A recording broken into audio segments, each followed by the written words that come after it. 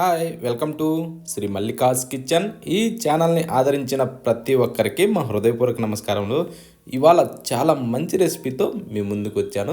చాలా బాగుంది. ఇది ఎలా అంటే చికెన్ గ్రేవీతో చికెన్ కర్రీ చాలా అంటే చాలా బాగుంది. ఇది వేడివేడి అన్నంలోకి, బిర్యానీలోకి, చపాతీ, దోశ ఏది చేసుకున్నా అన్నింటిలోకి కూడా ఇది సూపర్ టేస్టీగా ఉంటుంది. కాంబినేషన్ అదిరిపోయింది. ఓకేనా? ఇప్పుడు ముందుగా మనం చికెన్ తీసుకోవాలి. నేనైతే 1 కిలో స్కిన్లెస్ తీసుకున్నాను చికెన్.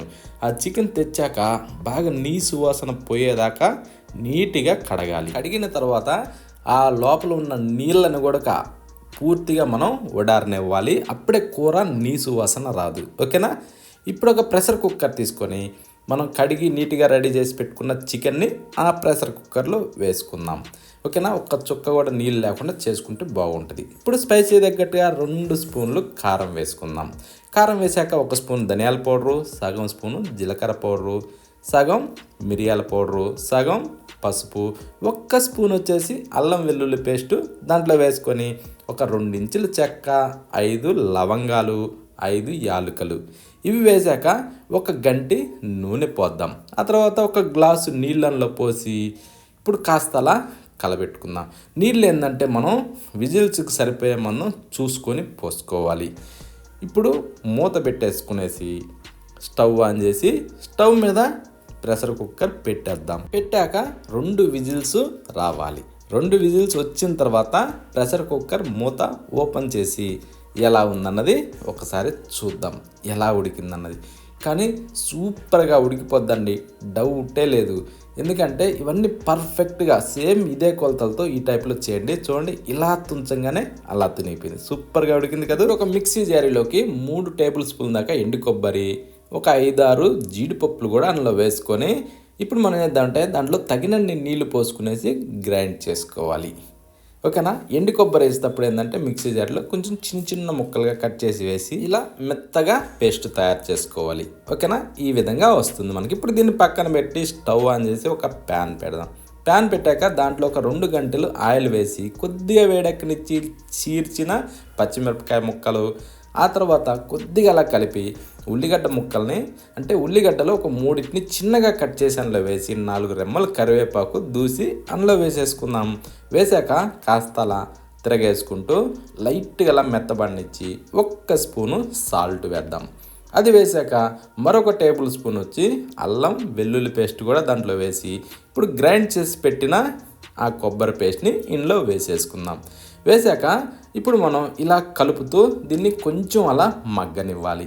ఇలా ఉడికిన తర్వాత ఇప్పుడు మనం టమోటాలు కట్ చేసి అందులో వేసుకుందాం. నేనైతే ఒక 2 పండు టమోటాలని కట్ చేసి వేసి ఇలా కలిపాను. కాకపోతే ఏంటంటే పండు టమోటాలు అయినా కొంచెం గట్టిగా ఉండే తీసుకోవాలి. ఇప్పుడు మూత పెట్టి ఒక 2 నుంచి 3 నిమిషాల దాకా ఇలా మగ్గనిద్దాం.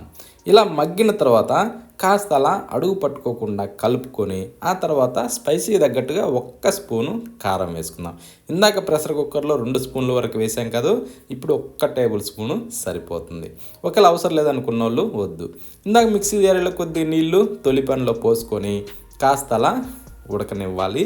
ఈ కారాన్ని పచ్చి వాసన రాకుండా కారం బాగా ఉడికిన తర్వాత ఇందాక ప్రెషర్ కుక్కర్లో ఉడకబెట్టిన ఆ చికెను, ఆ మసాలా ఈ మొత్తాన్ని కూడా దాంట్లో వేసేసుకుందాం. రుచి చూసుకొని దానికి తగ్గట్టుగా సాల్ట్ వేసుకుందాం. సాల్ట్ వేసాక కాస్త మనం ఇలా తిరగేసుకొని బాగా కలుపుకోవాలి. ఈ వీడియో ఏంటంటే స్కిప్ చేయకుండా ఆఖరి వరకు చూడండి. ఎలా చేయాలన్నది ప్రతి ఒక్కరికి అర్థమవుతుంది, కానీ చాలా రుచిగా ఉంటుంది. ఇప్పుడు మూత పెట్టి ఒక 6 నుంచి 8 నిమిషాల వరకు ఈ కూరని బాగా ఇలా ఉడకనివ్వాలి. అంటే పులుసు చిక్కబడేదాకా.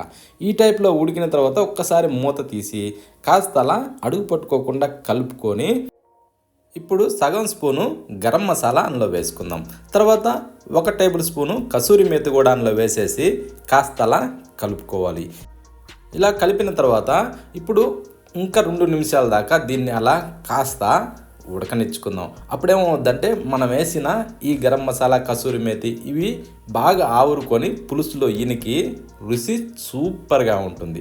అందుకోసమని ఒక 2 నిమిషాల సేపు అలా మూత పెట్టి ఉడకనిచ్చుకోవాలి. ఉడికిన తర్వాత కాస్త అలా అడుగు పట్టుకోకుండా కలిపి ఇప్పుడు మీదకించి కొద్దిగా కొత్తిమీరను చల్లుకుందాం. ఓకేనా. కొత్తిమీర చల్లిన తర్వాత ఇంకొంచెం సేపు అలా కలిపేసుకునేసి స్టవ్ ఆఫ్ చేసేసుకుందాం.